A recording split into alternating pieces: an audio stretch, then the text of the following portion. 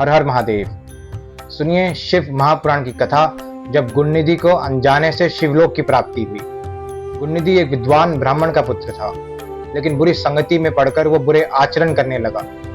उसकी माँ ममता में आकर उसका दोष छुपाया करती। जब उसके पिता को उसके कर्मों का पता चला, उन्होंने अपने पुत्र का त्याग कर दिया।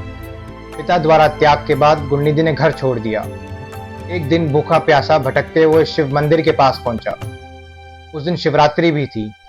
उसने देखा एक शिव भक्त अनेक प्रकार के पकवान और भगवान का भोग मंदिर में लेके जा रहा है।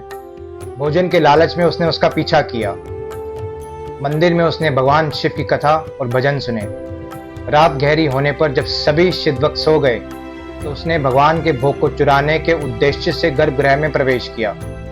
मंदिर में अंधेरा था और वहां जला हुआ दीपक भी बुझने वाला था। कुछ दिखाई ना देने पर उसने अपने कपड़ों से एक टुकड़ा फाड़कर उस दीपक की बाती में रख दिया।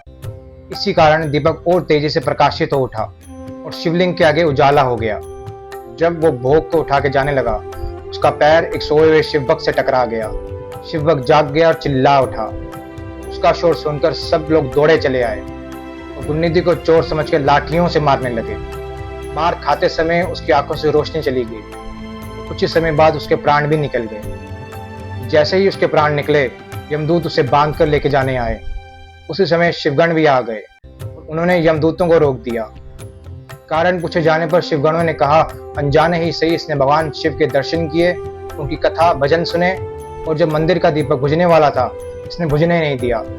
इसी कारण भगवान शिव ने इस पर कृपा करी और अब ये शिवलोक का अधिकारी है। अंत में वो अपने साथ उसको शिवलोक ले गए।